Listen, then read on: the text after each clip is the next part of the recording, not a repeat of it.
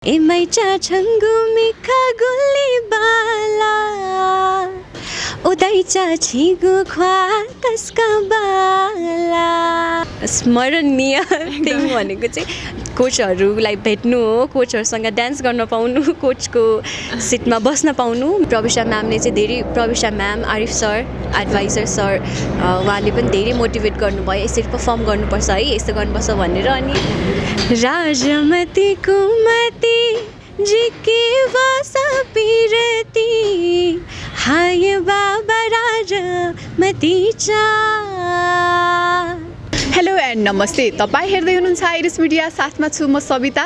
आज पनि हामी रमाइलो कुराकानीको लागि भर्खरै भोइस अफ नेपालबाट आउट हुनुभएको निभा डङ्गोलजीसँग रमाइलो कुराकानी गर्नेछौँ। आउनुहोस्, उहाँलाई स्वागत गरौँ। कार्यक्रममा स्वागत छ निभाजी, यहाँलाई। थ्याङ्क यू जोजलप्पा, नमस्ते। नमस्ते। के चल्दैछ आजकल? सन्चै हुनुहुन्छ नि? हजुर सन्चै छु। हजुर निकै म पनि एकदम सन्चै छु। निकै व्यस्त जस्तो देखिनुहुन्छ नि, केमा व्यस्त हुनुहुन्छ आजकल? खासै व्यस्त त छैन अहिले, त्यही हो, जस्ट केही प्रोजेक्ट छ अनि केही इभेन्ट्सहरू हुँदैछ, त्यही भएर त्यसकै प्र्याक्टिसमै बिजी हो। भर्खरै भोइस अफ नेपालबाट अब बाहिरिसक्नु भएको छ, एउटा अलिकति नर्भसपन त भइ नै हाल्छ, तर त्यो क्षणलाई सम्झिनु पर्दा चाहिँ कसरी सम्झिन चाहनुहुन्छ हजुरले? अफकोर्स इट्स अबाउट अब एक्सपिरियन्स हो होइन, त्यस्तो नराम्रो केही सोच्दिनँ। जस्ट मेरो लागि चाहिँ त्यहाँसम्म पुग्नु नै धेरै ठुलो कुरा हो। ब्याटल ग्राउन्डसँग पुग्नु भनेको it's not a small thing, मेरो लागि धेरै ठुलो कुरा हो। म राम्रो नै पोजिटिभली नै सोच्छु। एकदमै। भोइस अफ नेपालबाट एउटा अविस्मरणीय क्षण, एउटा सिकेको पार्ट चाहिँ के रह्यो हजुरलाई? भोइस अफ नेपालबाट चाहिँ सिकेको थिङ भनेको चाहिँ रमाइलो स्मरणीय क्षण हुन्छ नि त। अब मेरो लागि स्मरणीय थिङ भनेको चाहिँ कोचहरूलाई भेट्नु हो, कोचहरूसँग डान्स गर्न पाउनु, कोचको सिटमा बस्न पाउनु। मेरो लागि त्यो अभियसली त्यो अनएक्सपेक्टेड प्लस कहिले बिर्सिन नसक्ने कुरा हो। त्यो चाहिँ सबैभन्दा बिग थिङ फर मी। एकदमै। हजुर जानुभन्दा पहिला आफ्नो तयारीमा रहनु र भोइस अफ नेपालमा गइसक्दाको क्षण र नर्भसपन चाहिँ कतिको हुँदो रहेछ त्यहाँ पुगेपछि? फर्स्ट जान अगाडि चाहिँ म धेरै नै नर्भस थिएँ। अब के हुन्छ होला, अब स्योर छैन नि त, सेलेक्ट होला कि नहोला भन्ने सोच चाहिँ आउँछ रहेछ। तर स्टेजमा पुगेपछि चाहिँ स्टेजमा खुट्टा राख्न साथ त्यो मोमेन्ट भनेको इट्स ब्लेस्ड मोमेन्ट होइन। यति धेरै एक्साइटमेन्ट हुन्छ त्यो मोमेन्टमा चाहिँ। झन् चेयर अप गर्ने बेला, झन् सबैजना जजहरूले चेयर गर्ने बेला झन् ओभर एक्साइटमेन्ट हुन्छ, धेरै रमाइलो हुन्छ। एकदमै। हजुरलाई चाहिँ अब कोचहरूले हुन्छ नि त, प्रमोद दा, राजु दाईहरूले चाहिँ अब हजुरको नाम निभा लिइरहनु भएको थियो नि त।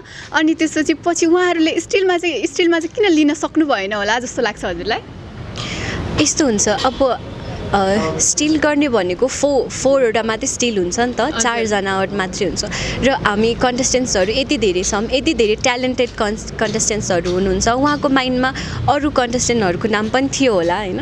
सो अब ओन्ली स्टिल त एउटा मात्रै हुन्छ इच जजेसकोमा।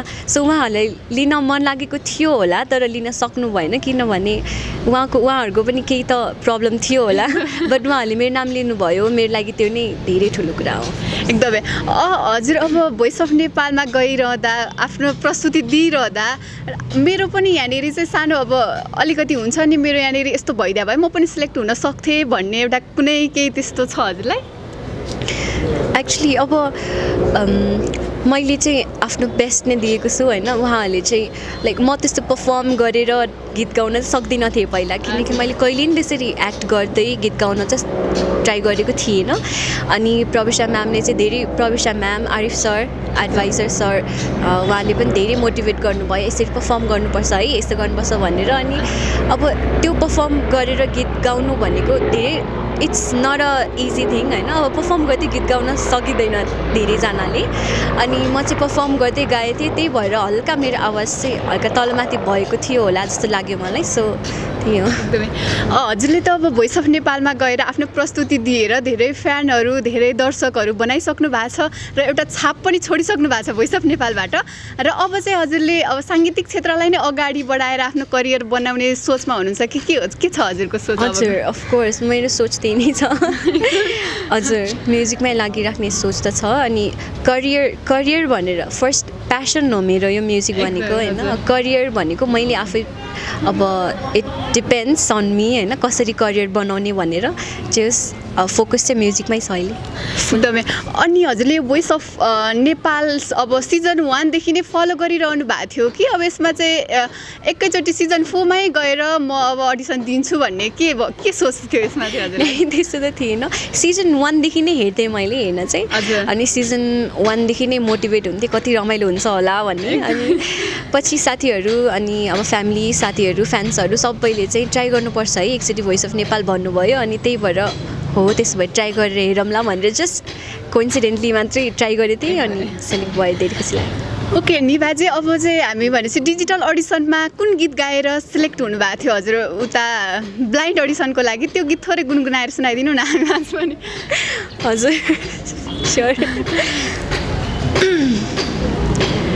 राजमती कुमती जिके वासा पिरती हाय बाबा राजमतीचा राजमती कुमती जिके वासा पिरती हाय बाबा राजमतीचा राजमतीमा बिलथासा काशीवनी तेला बुबा हया बिउ राजमतीचा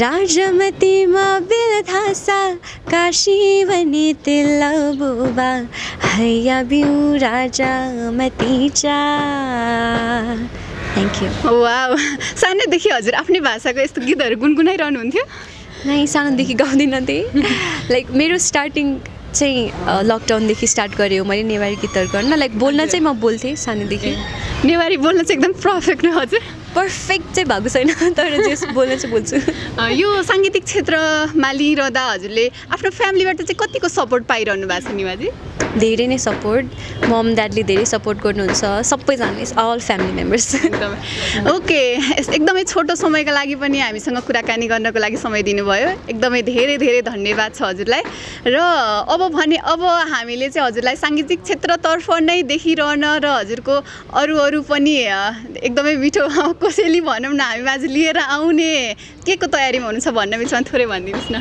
हजुर धेरै प्रोजेक्ट्सहरू गर्दैछु अहिले सरी लाइक अहिले पनि वर्क हुँदैछ न्यू प्रोजेक्ट्सहरूको यसरी नै सपोर्ट गरिदिनु होला यसरी नै माया गरिदिनु होला तपाईँहरूको लागि धेरै प्रोजेक्ट्सहरू लिएर आउँदैछु ओके अब पनि हामी कार्यक्रमको अन्तिममा पुगिसकेका छौँ हजुरको यति मिठो आवाजबाट अब कार्यक्रमको अन्तिममा एउटा गीत सुन्न नै मन लाग्यो र लास्टमा हाम्रो मिडिया मार्फत दर्शकहरूलाई थोरै गुनगुनाएर सुनाइदिनु न हजुर एकदमै हजुरको फेभरेट सङ्ग जुन भए पनि हुन्छ